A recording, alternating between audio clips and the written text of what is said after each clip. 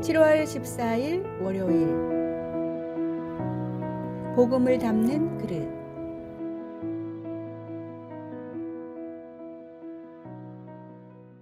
한 대학에서 군대에서의 의사소통이라는 제목의 연구를 진행했습니다. 해군을 대상으로 상사가 어떤 식으로 명령을 내릴 때 부하들이 더 잘 따르고 신뢰감을 형성하는지에 대한 연구였습니다. 이 연구는 효과적인 의사소통의 비밀을 찾기 위한 것이었습니다. 부드러운 문장, 딱딱한 문장, 목소리의 높낮이, 어조 등을 다르게 나눠서 심층적으로 연구를 했는데 그 결과 내용보다는 전달 방식이 중요했습니다. 힘들고 직설적인 명령도 부드럽고 낮은 음성으로 내릴 때 부하들은 편하게 받아들였고 군인들이 바라는 휴식이나 외출 같은 명령도 고압적이거나 신경질적으로 내리면 부하들은 불편하게 생각했습니다. 같은 내용이라도 전달하는 방식에 따라 받아들이는 사람의 반응은 완전히 달랐습니다. 어떤 내용이든 목소리를 부드럽게 하고 자세를 편안하게 전달하면 받는 사람은 더 기꺼이 듣고 즉각적으로 실행했습니다. 심리학적으로도 말을 전하는 태도가 정보 전달의 70%나 영향을 미친다고 합니다. 이는 우리의 작은 말과 행동이 얼마나 중요한지를 보여줍니다. 귀한 복음을 담는 우리의 그릇은 어떻습니까? 상대방이 받기 좋은, 편하고 아름다운 그릇입니까? 우리의 작은 말과 행동도 복음을 담는 그릇이라는 사실을 잊지 말고 짧은 대화일지라도 사랑과 배려를 담아 다른 사람이 듣기 좋은 방식으로 전달하십시오. 복음의 진리만큼 중요한 것이 그 진리를 전하는 우리의 자세와 태도입니다. 오늘의 말씀. 오직 사랑 안에서 참된 것을 하여 범사에 그에게까지 자랄지라. 그는 머리니 곧 그리스도라. 오늘의 만나. 오늘 하루 다른 사람들과의 모든 대화에서 사랑과 배려를 담아 전달하는 연습을 해봅시다.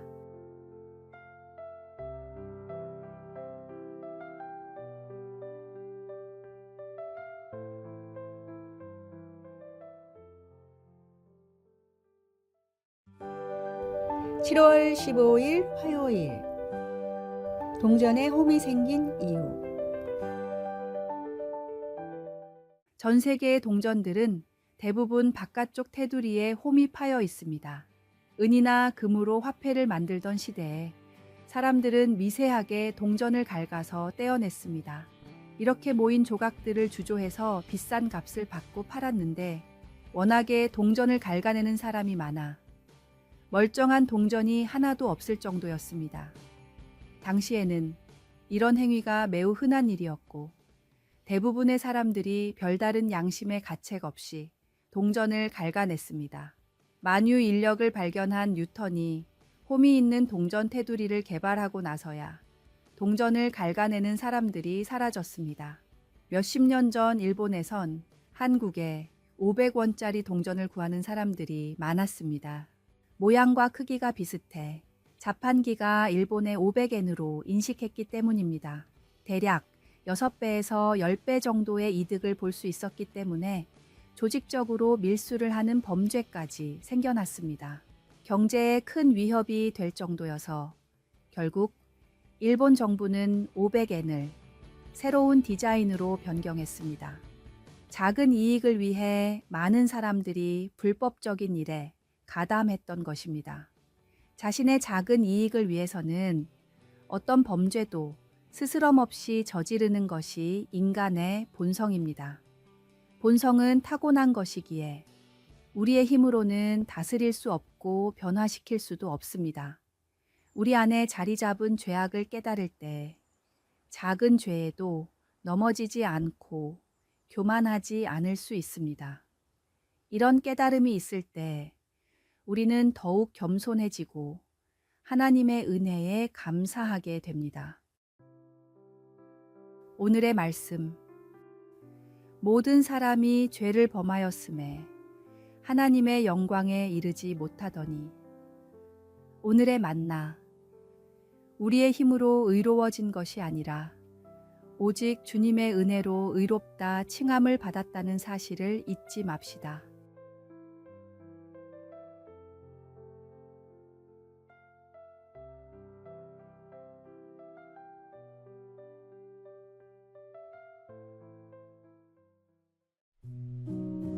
(7월 16일) 수요일.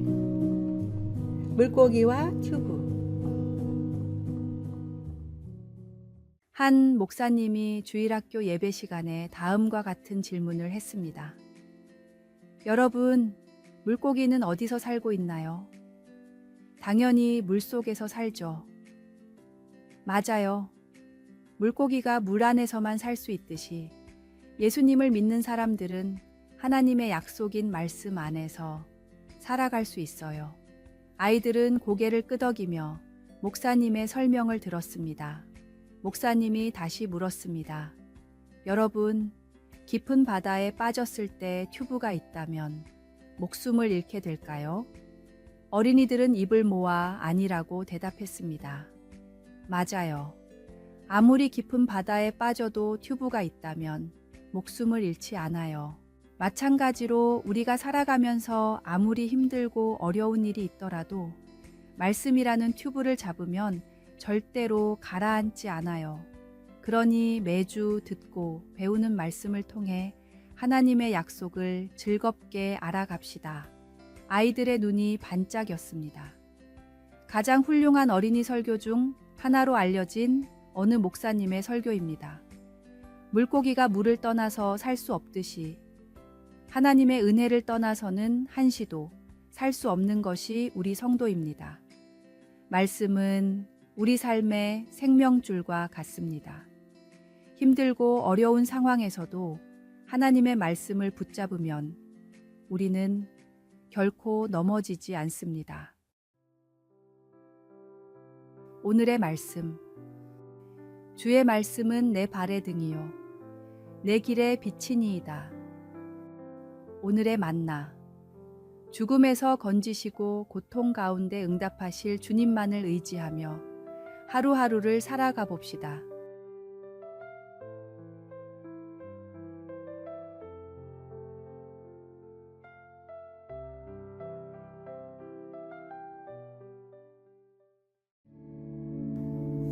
(7월 17일) 목요일. 함께 성장하는 리더십. 국내의 한 외국계 대기업은 독특한 시스템으로 회사를 운영하고 있습니다. 직원들을 능력에 따라 3단계로 나눈 뒤 가장 낮은 등급의 직원이 많은 팀은 사원이 아닌 리더의 점수를 깎습니다. 일반적인 평가 방식과는 정반대의 시스템이었습니다. 분기별로 인사고과를 평가하기 때문에 리더들은 저번 평가에서 낮은 등급을 받은 직원들을 특별 관리합니다. 낮은 등급의 직원이 많을수록 자신의 점수가 깎이기 때문입니다. 리더들은 직원의 능력 향상을 위해 자신의 노하우와 필요한 지원을 아끼지 않습니다. 개인적인 시간을 내어 1:1 코칭을 하고 직원의 약점을 보완할 수 있는 교육 기회를 제공했습니다. 리더의 적극적 관심과 지원을 받은 직원들은 더욱 더 노력해 실력을 성장시키고 이 경험은 다시 직원들과 리더들 사이에서 공유됩니다. 한국에서는 흔한 방식이 아니지만 본사의 방침에 따라서 운영을 했을 뿐인데 이 기업은 몇 년이 지난 뒤 기업 평가에서 국내 굴지의 대기업들을 제치고 인재 양성을 가장 잘하는 기업 6위, 리더를 위한 최고의 직장 3위에 올랐습니다. 뛰어난 능력을 가진 사람들이 그렇지 못한 사람들을 도울 때 리더는 본연의 역할을 다하며 성장하게 되고 도움을 받는 사람은 인재로 양성됩니다. 진정한 리더십은 함께 성장하는 것입니다. 오늘의 말씀. 각각 자기 일을 돌볼 뿐더러 또한 각각 다른 사람들의 일을 돌보아 나의 기쁨을 충만하게 하라. 오늘의 만나. 하나님이 나에게 주신 재능과 축복으로 나보다 못한 환경에 처해 있는 사람을 돕고 지원하는 일에 노력과 관심을 아끼지 맙시다.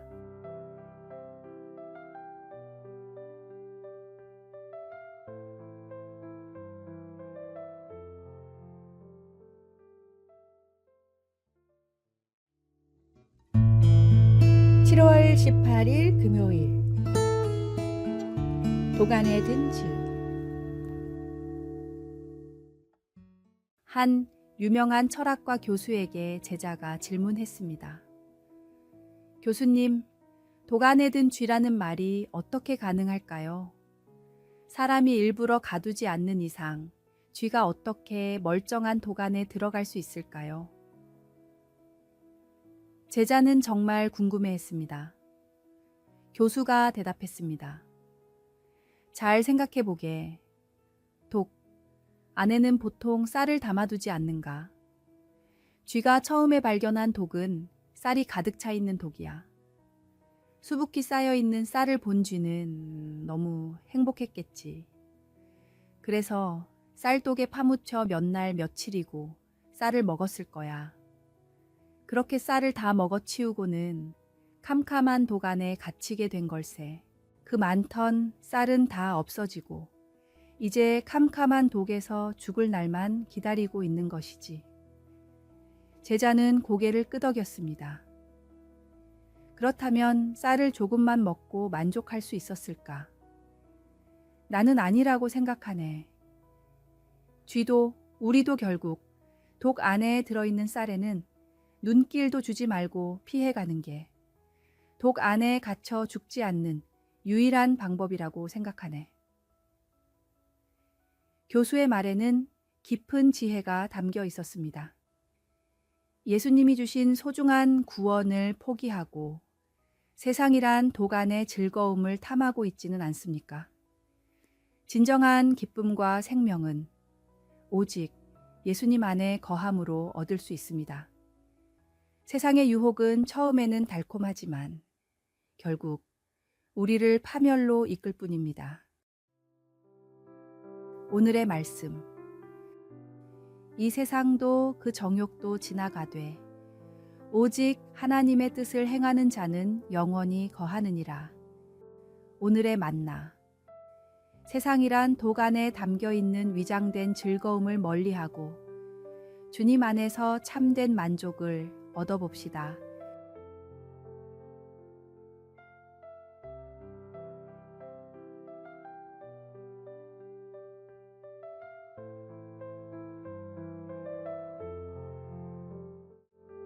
아래의 빨간색 글자 구독을 누르시어 더 많은 전도의 열매를 맺으시기를 기도합니다.